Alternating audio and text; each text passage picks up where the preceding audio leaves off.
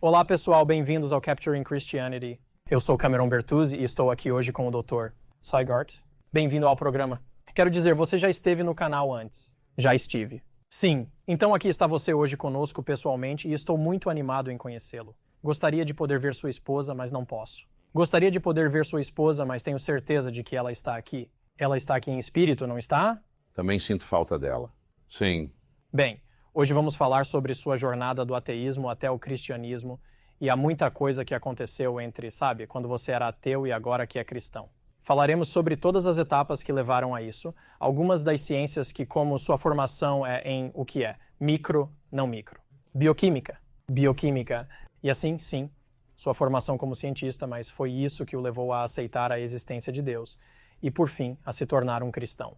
Então, como? Vamos começar do início. Fale-me sobre sua educação. Sei que já falamos sobre isso no canal antes, mas vamos falar um pouco mais detalhadamente. Claro, bem, sim, não vou me estender muito, porque, como você disse, já falamos sobre isso.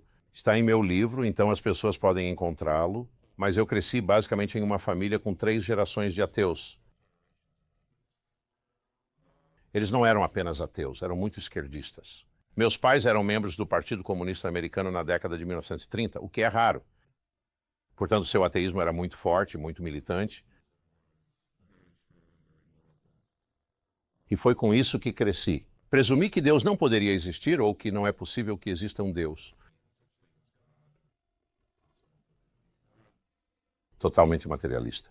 Meu pai era químico, cientista, então essa foi a visão de mundo em que cresci.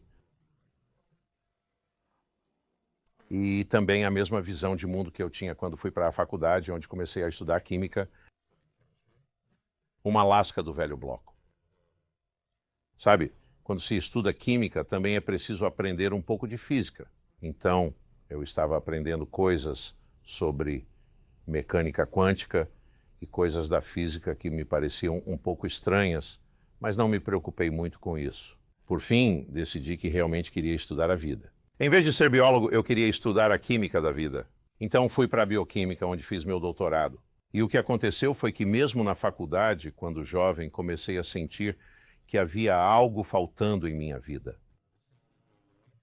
Mais tarde, percebi que era algum senso de espiritualidade que acho muito importante para todas as pessoas. Mas no início encontrei isso, seja lá como você queira chamar, na ciência. Eu estava pensando, bem, sabe, a ciência é ótima porque lhe dá um senso real de propósito, né? Um senso real de fazer algo bom no mundo. E isso é verdade. Portanto, é ótimo. Mas havia um problema, que era o fato de que o que eu estava aprendendo na ciência não combinava com a visão materialista do mundo. E eu não poderia ter dito isso dessa forma. Eu simplesmente sentia isso. Por exemplo, na pós-graduação, aprendi sobre o processo pelo qual as proteínas são produzidas nas células. Esse é um processo muito complexo que envolve uma quantidade enorme de biomoléculas interagindo umas com as outras e a complexidade é simplesmente incrível. Lembro-me de sentir um arrepio na espinha. Foi algo como, isso é incrível. Como isso foi parar aqui? E era algo que eu não conseguia responder. Mais tarde, é claro, como a maioria dos biólogos, acabei encontrando a resposta que é a evolução. A evolução faz tudo.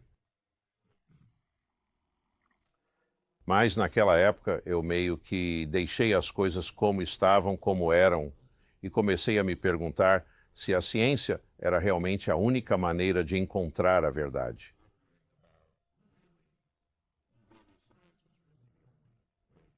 E logo rejeitei isso como muitas pessoas fizeram.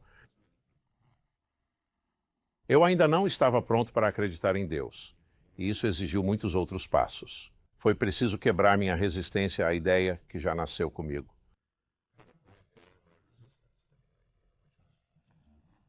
É um pouco difícil rejeitar tudo isso, mas acabei conseguindo. E então... Houve algum fator externo que o ajudou a se abrir para Deus? Sim, com certeza. Fui levado a uma igreja por um amigo. E isso foi ainda quando você era ateu? Ah, sim. E eu era talvez naquela época eu fosse um pouco agnóstico. Eu não tinha muita certeza. Então você chegou ao ponto de ser agnóstico por conta própria? Foi tudo por conta própria, e isso se deveu à ciência que eu estava aprendendo. Porque a ciência que eu estava aprendendo não apoiava um ateísmo estrito.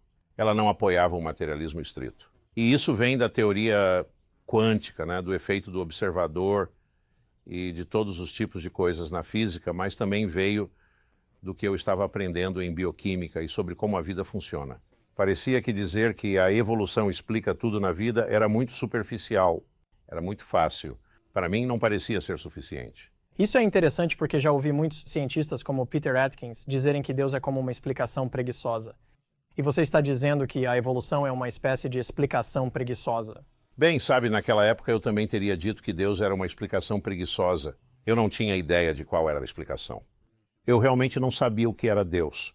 Eu não entendia muito sobre Deus. Mas sim, acho que a evolução pode explicar muita coisa. Mas há algumas coisas importantes que ela não pode explicar, e isso inclui a origem da vida. E essa não é a minha opinião. Darwin disse a mesma coisa. Richard Dawkins disse a mesma coisa. O processo de evolução, que chamamos de evolução darwiniana ou evolução biológica, não lida com a origem da vida de forma alguma. Acho que vou falar um pouco mais sobre isso. Os fatores externos que me ajudaram foram, como eu disse, ir a uma igreja pela primeira vez e ver algo que eu absolutamente não esperava. Eu achava que quando você entrava em uma igreja, a primeira coisa que acontecia era o padre ou o pastor começar a gritar com você, dizendo que você era pecador e que iria para o inferno. De onde você tirou essa impressão? Bem, essa é a impressão que tive quando estava crescendo. Mas de quem? Quero dizer, talvez tenha sido em uma época diferente. Mas era uma época diferente, mas também, a propósito, ainda não acabou. Quero dizer, você ainda encontrará ateus falando sobre os horrores do cristianismo e como as pessoas não estão fazendo nada além de lançar você no inferno o tempo todo e em lagos de fogo e pecado. E eu me senti muito nervoso. E sua experiência não foi nada parecida com isso? Não, foi em uma igreja católica dirigida por franciscanos. E o padre fez um sermão sobre o amor. Amor, ponto final, não, você sabe, amar a Deus, mas apenas amar uns aos outros, amar. E eu pensei, puxa, isso é muito leve. Sabe, acho que mentiram para mim. Então, naquele momento, eu pesquisei um pouco mais sobre isso. Eu ainda não era ateísta, mas comecei a ler a Bíblia pela primeira vez. O Antigo Testamento me deixou um pouco frio. Eu não conseguia me aprofundar nele, não o entendia muito bem. Mas li o livro de Mateus e o livro de Atos. E achei isso muito comovente. O livro de Atos me pareceu uma história real. Eu tinha certeza de que não se tratava de algo inventado. Simplesmente não se encaixava. Isso me fez pensar e então aprendi mais e mais. E como falo em meu livro, não vou entrar em detalhes agora, tive várias experiências, inclusive alguns sonhos e uma experiência ao acordar que tive de atribuir ao Espírito Santo. E naquele momento, depois de muitos anos, a propósito, estou resumindo 2 décadas nesta discussão. Mas naquele momento percebi que o cristianismo era verdadeiro, que Cristo era real, que viveu, morreu e ressuscitou. E me tornei um cristão. Sim, quero me concentrar em uma parte de sua história, mas também quero fazer um comentário geral sobre... Às vezes vejo ateus dizerem, tudo bem, agora é assim.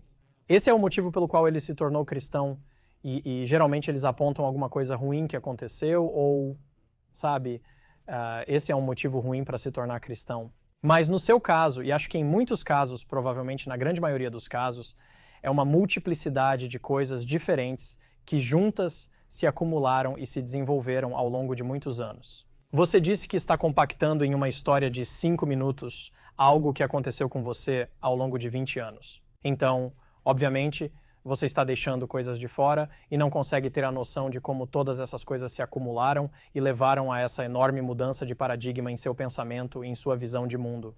Mas esse é apenas o ponto que eu queria destacar. Há muitas coisas acontecendo em sua história, e todas elas trabalham juntas. Como no início, você sabe, do ateísmo ao agnosticismo baseado puramente na ciência. E então você teve essas outras experiências e tudo meio que funcionou junto para levá-lo a Cristo. Esse é um ponto que quero destacar. E o segundo ponto foi nos levar de volta ao foco em uma área que realmente o fez pensar em deixar o ateísmo. E eu entendo, é uma biogênese. Essa é uma das principais coisas. Então, fale-me mais sobre isso. Como essa investigação realmente o levou mais para o cristianismo, para o teísmo? Bem, é interessante porque a biogênese é um campo de pesquisa muito ativo e as pessoas estão analisando-a intensamente de várias maneiras. Eu mesmo já pesquisei um pouco. Você já publicou? Sim, tem um artigo publicado e outro que está prestes a ser aprovado, ambos sobre o mesmo assunto, que gostaria de abordar em um segundo momento. Como mencionei, a abiogênese, ninguém acha que ela tem algo a ver com a evolução padrão. De qualquer forma, a ideia geral entre os cientistas e as ideias ateístas, que não eram de cientistas, não merecem ser discutidas. Mas a ideia científica geral é que a vida começou por meio do que é chamado de evolução química. E a evolução química é muito diferente da evolução biológica, porque não há seleção natural. E não há replicação. Não há mutações. Sim. A evolução química é quando você pega substâncias químicas, coloca-as juntas e elas reagem ou, de alguma forma, são capazes de fazer coisas apenas com base na química, sem nenhuma mutação, sem nenhuma replicação e sem nenhuma seleção natural. Isso é muito difícil de acontecer. Jim Tour, que está nessa vizinhança, sempre disse, de forma bastante enfática e correta, que as pessoas que dizem que resolvemos tantos problemas na abiogênese, que estamos quase lá, estão simplesmente erradas. Ele diz isso com um pouco mais de veemência do que eu. Eu estava ouvindo algo com ele outro dia. Mas ele está correto. Ele é tão enérgico. Sim, ele é enérgico, mas ele está certo. E sei por que ele fica frustrado às vezes, porque ele é um químico muito bom. E ele sabe mais do que ninguém. Não é assim que a química funciona. A química, você sabe, não faz as coisas por qualquer motivo. A vida faz as coisas por causa da seleção natural, talvez, ou por causa da maneira como a vida funciona. E você pode conseguir a evolução, mas não pode iniciá-la. E comecei a pensar nisso anos atrás. Especialmente relacionado a um de meus interesses, que é, você sabe como o DNA funciona codificando a existência de proteínas que causam a vida. Stephen Meyer escreveu sobre isso em Signature of the Cell, Assinatura da Célula, e em seu livro recente, The Return of the God Hypothesis, O Retorno da Hipótese de Deus, ele também fala um pouco sobre isso. Mas eu estava me concentrando em um aspecto específico que é fundamental para a origem da vida, para a origem da evolução. E esse aspecto é a precisão da autorreplicação. Porque nada no universo se autorreplica com precisão além das células vivas. Nenhum produto químico se autorreplica. Nenhuma máquina se autorreplica. Os cristais não se autorreplicam. Nem mesmo o DNA se autorreplica. Mas uma célula viva pode fazer cópias de si mesma, que são 99,999% precisas. Isso é surpreendente. Como isso acontece? Envolve um número enorme de coisas realmente complexas, inclusive o código genético, inclusive ribossomos e replicação de DNA e síntese de proteínas, coisas que são complicadas demais para serem descritas sem slides. Ou sem um semestre de... Sem um semestre de biologia, sim, ou química, ou qualquer outra coisa. Então, se é preciso haver autorreplicação para que haja evolução, como é possível obter tudo isso? Como essa autorreplicação chegou lá? Ela não poderia ter evoluído porque não há evolução. E é isso que venho estudando e sobre o que publiquei recentemente, o fato de que, de fato, como presumi, usando vários modelos que não vou abordar, existem limites.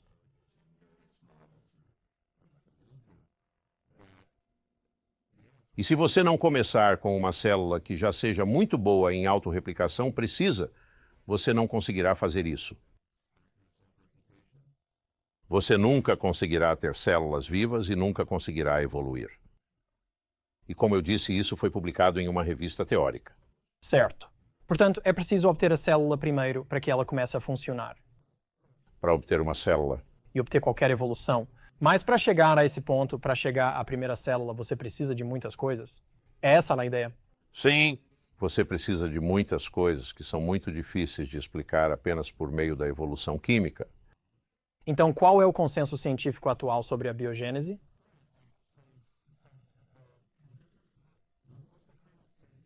Depende de com quem você fala. Se você conversar com pessoas que não trabalham na área, muitas delas dirão: "Ah, sim, estamos chegando lá.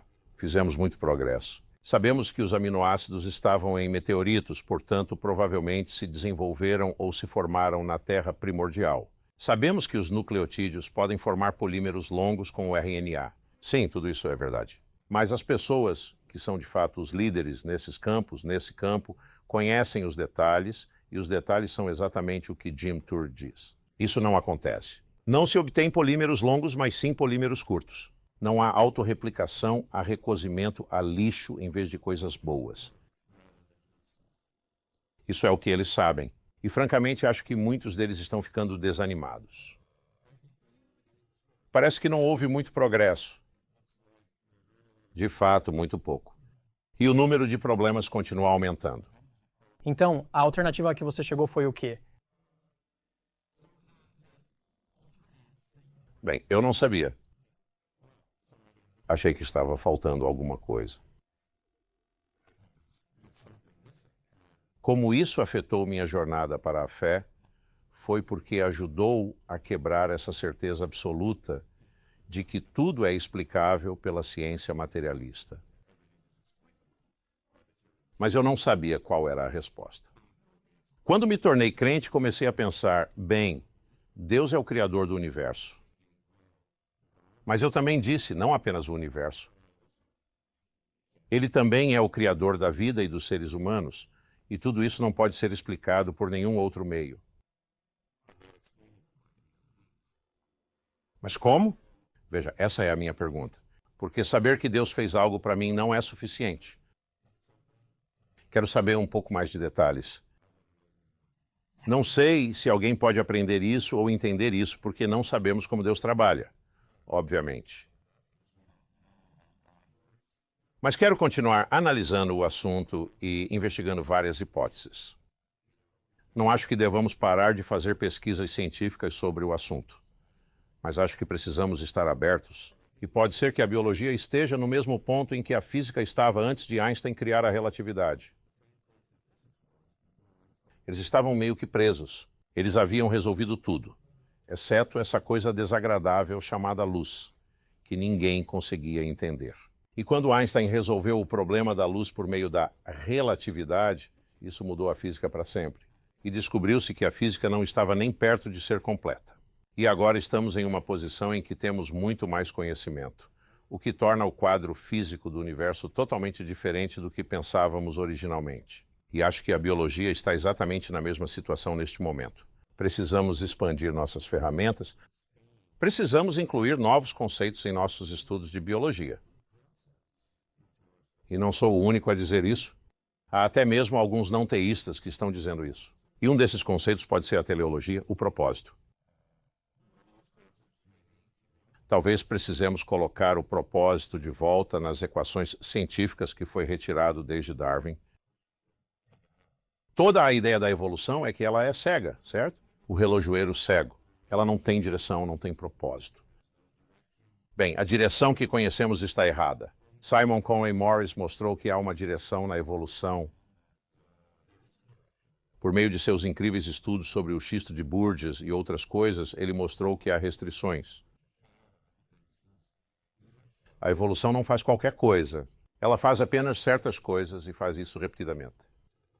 Portanto, há uma direção. Existem leis que parecem governar o que de fato pode acontecer. Nem tudo é acaso aleatório. Precisamos descobrir quais são essas leis e o que elas significam. E é aqui que eu acho que a filosofia se torna muito importante. Porque os cientistas não são bons em descobrir qual é a base da ciência. Quando fazem uma descoberta e encontram a lei, tudo bem, eles podem escrever uma equação e considerá-la uma lei. Mas muitas vezes é preciso pensar um pouco e adotar novas abordagens. Einstein teve que usar uma abordagem matemática totalmente diferente para chegar onde chegou. Acho que precisaremos fazer a mesma coisa. E acho que o que descobriremos é que essas novas abordagens, incluindo algo como a teleologia, vão apontar ainda mais do que apontam agora para um ser divino, um designer divino. Portanto, gostaria de ter uma visão geral de sua jornada. Você encontrou essas coisas diferentes na ciência e vamos fazer um resumo rápido delas. Então, a biogênese e a mecânica quântica, houve mais alguma coisa que realmente se destacou? Bem, o argumento do ajuste fino. Argumento do ajuste fino, certo? Realmente, aprendi sobre isso mais tarde, mas sim, com certeza, foi isso. Então, essas foram algumas das... Houve mais alguma coisa cientificamente que, bem, na verdade, há muitas outras coisas. Algumas delas não são muito conhecidas, mas apenas a ideia de que há muita coisa na física que não é conhecida e é muito surpreendente. E os próprios físicos, alguns deles, estão ficando um pouco nervosos, porque parece que o CERN, por exemplo, o colisor do CERN, não deu os resultados que as pessoas esperavam. Muitas teorias foram descartadas. Não posso entrar em detalhes porque não sou físico. Isso é apenas o que estou lendo. E há outras partes da biologia que são incrivelmente sugestivas de algo muito além de qualquer coisa que possamos entender, inclusive a consciência, inclusive o comportamento humano. A ideia de que a evolução darwiniana por seleção natural explica por que temos moralidade, ou explica por que somos criativos, ou gostamos de música, é simplesmente absurda. Isso nem sequer é científico. São histórias. Então, o que nos torna humanos? O que significa ser a imagem de Deus? Bem, nós temos uma noção, certo?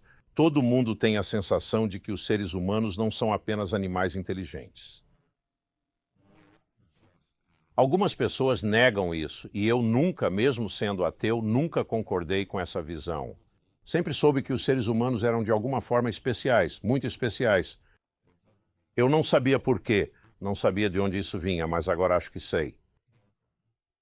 Então, esse foi um resumo da ciência que o levou ao teísmo. Sei que você mencionou várias experiências diferentes que teve na igreja, sonhos e tudo mais. Qual foi a que realmente se destacou para você e que realmente contribuiu para que acabasse aceitando o cristianismo como verdadeiro? Bem, posso lhe contar sobre um dos sonhos que foram dois principais que, acredito, envolviam intercessão do Espírito.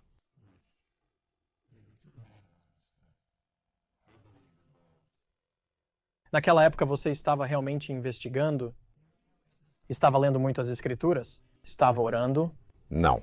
Na primeira, eu nem estava pensando em cristianismo ou crença. Eu era agnóstico. Não sabia o que estava acontecendo. Não sabia o que estava acontecendo. E eu não entendia o sonho de forma alguma quando o tive.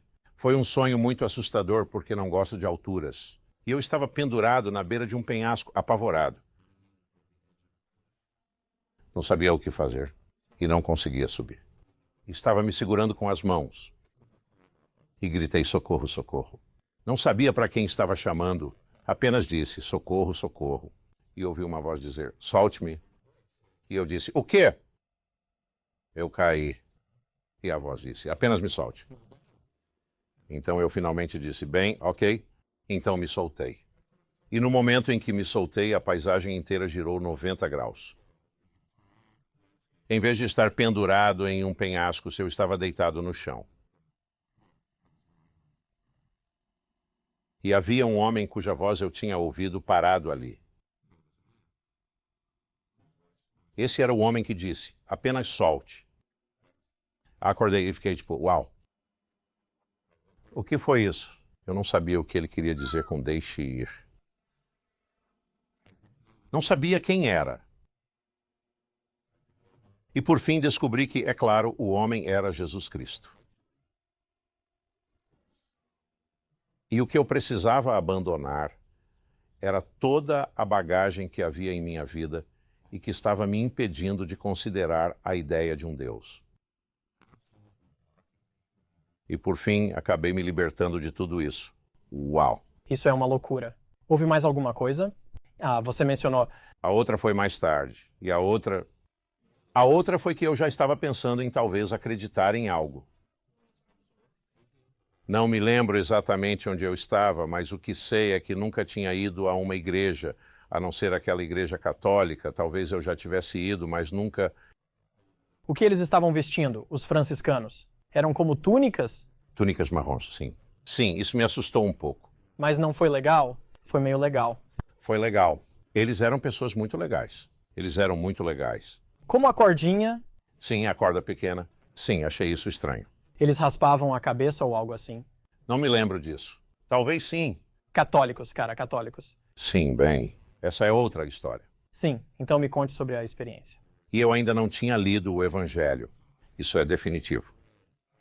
Então, tive o sonho de que estava andando pelo jardim tentando entrar. Um jardim murado. E eu não conseguia entrar. Eram paredes muito íngremes e eu continuava tentando subir. Encontrei videiras e pequenas coisas, mas não conseguia chegar ao topo. Fiquei muito frustrado e continuei dando voltas. Então vi um homem e ele perguntou: "O que há com você?" E eu disse que queria entrar, mas não conseguia subir. Ele disse: "Bem, então use a porta." E ali está ela. Então entrei, abri a porta e entrei, e lá estava o jardim.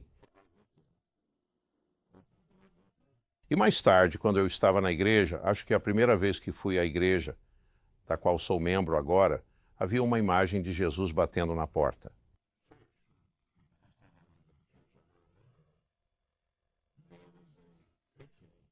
Mas eu nunca tinha ouvido essa frase: bata na porta e se você bater, ela se abrirá para você. Eu ainda não tinha lido isso, mas sonhei com isso.